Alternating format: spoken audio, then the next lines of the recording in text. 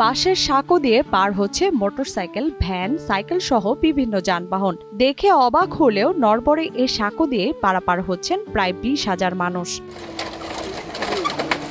ঠাকুরগাঁও সদর উপজেলার 10 গ্রামের মানুষ প্রতিদিন জীবনের ঝুঁকি নিয়ে সাঁকো পারাপার হচ্ছেন এভাবে।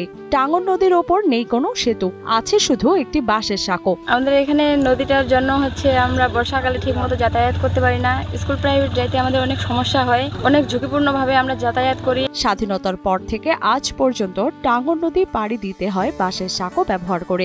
স্থানীয়দের নিজস্ব অর্থায়নে প্রতি বছর নদীর পানি কমলেই তৈরি হয় এই অস্থায়ী সাঁকো।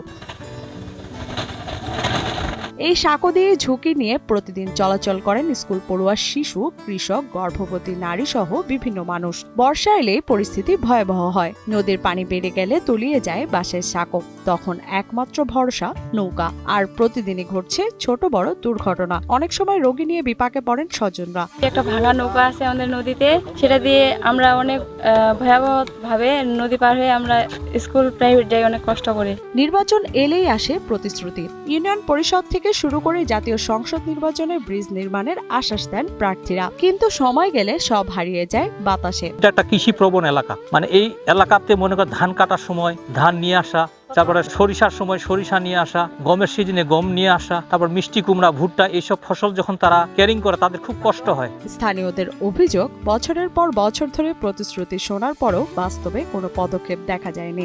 অথচ যদি এই ব্রিজ নির্মিত হয় তবে 10 গ্রামের মানুষের জীবন বদলে যাবে। জীবনের সব আয়োজন এখানে একসাথে। আশ্বাস দেয় কিন্তু আমাদের ব্রিজ হয় না, বহুদিন ধরে এটা চলতেছে। সবাই করে না, ভোটের সময় ভোট চাইতে ছেলাফেরার কাজ করে না। এদিকে এলজিইডির কর্মকর্তা মোহাম্মদ মামুন বিশ্বাস জানান, জেলার কয়েকটি ব্রিজের প্রস্তাবনা পাঠানো হয়েছে। সেটি পাশ হলে পালপাড়া ব্রিজের কাজ শুরু হবে বলে আশ্বাস দেন তিনি। তবে প্রশ্ন থেকেই যায়, কবে আসবে সেই কাঙ্ক্ষিত অনুমোদন, আর কতদিন ঝুঁকিতে চলতে হবে এই মানুষগুলোকে। ওই এলাকার লোকের ভোগান্তি হচ্ছে আমরা জানি, ওই ব্রিজটার প্রয়োজন আছে, সেটাও আমরা অবগত আছি। আমরা ঊর্ধ্বতন কর্তৃপক্ষের কাছে এই ব্রিজটির ব্যাপারে তথ্য প্রেরণ করছি। আমাদের স্থানীয় সরকার প্রকৌশল দপ্তর আওতায় ঠাকুরগাঁও জেলা সহ পঞ্চগড় এবং দিনাজপুর জেলা সহ সমন্বিত একটা প্রকল্প প্রক্রিয়াধীন আছে। প্রকল্পটা জুলাই নাগাদ একনাকে পাস হওয়ার সম্ভাবনা আছে। যদি প্রকল্পটা পাস হয় তাহলে আমরা এই ব্রিজটি বাস্তবায়ন করতে পারবো ইনশাল্লাহ।